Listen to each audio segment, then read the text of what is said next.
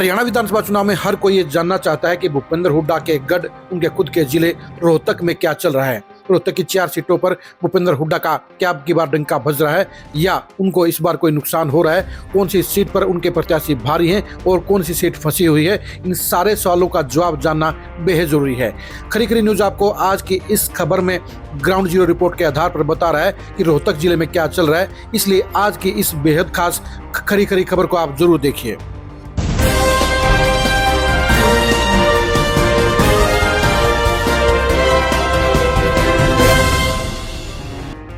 रोहतक जिले की 4 सीटों पर इस समय भूपेंद्र हुड्डा के लिए कोई बड़ी समस्या नहीं है।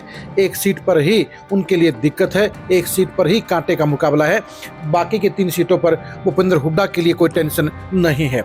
सबसे पहले हम बात करते हैं किलोई सीट की। किलोई सीट पर भूपेंद्र हुड्डा एक बार फिर आराम से जीत रहे हैं। उनके सामने बीजेपी की कैंडिडेट मंजू हुड्डा बड़ी चुनौती नहीं बन पाई हैं और यही वजह है कि बिना किसी समस्या के, बिना किसी रुकावट के भूपेंद्र हुड्डा बेफिक्री से बाकी हरियाणा में प्रचार कर रहे हैं और किलोई के अंदर उन्हें किसी तरह की कोई दिक्कत नहीं है।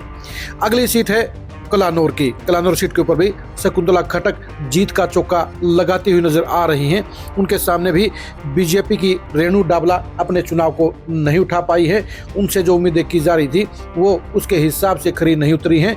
इंडिपेंडेंट प्रत्याशी भी इस सीट पर शकुंतला खटक के समीकरणों को बिगाड़ने में नाकाम रहे हैं। यही वजह है कि यहाँ पर भी कांग्रेस की जीत के पुख्ता आसार हैं।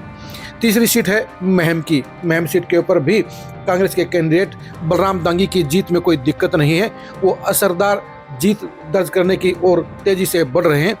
बलराम दांगी के सामने इस बार भी बेशक से बलराज कुंडू की सबसे बड़ी चुनौती है, लेकिन उनके लिए इस बात की सहूलियत भी है। बाली पहलवान के कारण मोखरा गांव में बलराम दांगी के विरोध के वोट बढ़ रहे हैं, वहां पर इस बार वो जीत दर्ज कर सकते हैं। इसी तरह से बड़म्बा और खड़का बेल्ट के अंदर भी राधा अलावत के चुनाव लड़ने के कारण वहां की दिक्कतें भी बलराम दांगी के लिए खत्म हो गई हैं। निंदाना बेल्ट हमेशा ही दांगी परिवार की सबसे कमजोर बेल्ट रही है, लेकिन इस बार वहां पर आम आदमी पार्टी के विकास नेहरा मजबूती के साथ जमे हुए हैं। इनके साथ साथ बीजेपी के प्रत्याशी दीपक हुड्डा भी अपने कोटे के वोट ले रहे हैं, यानी दांगी परिवार का अपना वोट बैंक वहीं पर खड़ा है। वहीं पर भूपेंद्र हुड्डा और दीपेंद्र हुड्डा के आशीर्वाद और समर्थन ने भी बलराम दांगी का रास्ता साफ करने का काम किया है, यानी महम सीट के ऊपर बलराम दांगी को किसी तरह कोई दिक्कत नहीं है और बलराज कुंडू के इस बार लगातार दूसरा चुनाव जीतने के आसार नजर नहीं आते हैं। यानी महम सीट के ऊपर कांग्रेस के बलराम दांगी पहला चुनाव जीतकर विधायक बनने का रिकॉर्ड अपने नाम लिखवाने जा रहे हैं। चौथी सीट है रोहतक की। रोहतक सीट के ऊपर एक बार फिर बेहद कांटे का मुकाबला है। बीबी बत्रा और मनीष ग्रोवर के बीच में एक एक वोट की लड़ाई हो रही है। मामला इतना फंसा हुआ है कि आशा हुड्डा को कॉलोनी कॉलोनी और गली गली जाकर अपने प्रत्याशी के लिए वोट मांगने पड़ रहे हैं, क्योंकि रोहतक की जिम्मेदारी आशा हुड्डा ने ले रखी है। लेकिन मनीष ग्रोवर हार नहीं मान रहे हैं, हथियार नहीं डाल रहे हैं। उनकी पोजीशन भी खराब नहीं है। कांटे की टक्कर में उन्होंने उलझा रखा है। उनको समझ में आ गया है कि पिछली बार वो चुनाव क्यों हारे थे, इसलिए मनीष ग्रोवर सारे दांव पेच को आजमाते हुए मुकाबले में बने हुए हैं और वो अभी भी यहाँ पर उलटफेर करने की गुंजाइश रखते हैं। 2019 की हार का बदला लेने की गुंजाइश रखते हैं। इस तरह से रोहतक जिले की 4 सीटों में से 3 सीटों पर कांग्रेस की जीत के साफ आसार नजर आ रहे हैं।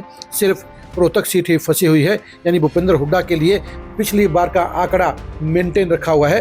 2019 के चुनाव में महम सीट के ऊपर बलराज कुंडू निर्दलीय जीत गए थे और बाकी की 3 सीटों के ऊपर कांग्रेस के विधायक बने थे। इस बार भी वही आंकड़ा हो सकता है, यानी रोहतक की सीट फंस सकती है, लेकिन वहां पर भी कहीं न कहीं आज की तारीख में 2 से 5 हज़ार का मार्जिन बीबी बत्रा के साथ में है।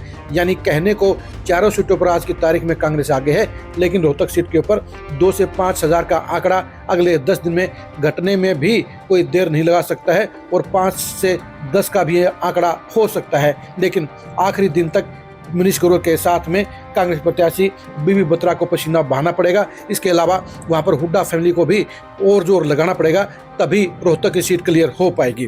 रोहतक की 4 सीटों के बारे में आपका क्या आकलन है, ये कमेंट करके जरूर बताइए। रोहतक की 4 सीटों के अलग अलग समीकरणों के बारे में भी आप कमेंट करके जरूर बताइए। महम सीट में कौन जीतेगा ये भी कमेंट करके आप जरूर बताइए। कनालौर सीट के ऊपर क्या शकुंतला खट्टर को कोई दिक्कत है, ये भी कमेंट करके जरूर बताइए। किलोई सीट के ऊपर भूपेंद्र हुड्डा का मार्जिन कितना रहेगा, ये भी कमेंट करके जरूर बताइए। आप हमारे फेसबुक पेज को फॉलो कीजिए, आप हमारे यूट्यूब चैनल को सब्सक्राइब कीजिए। नमस्कार।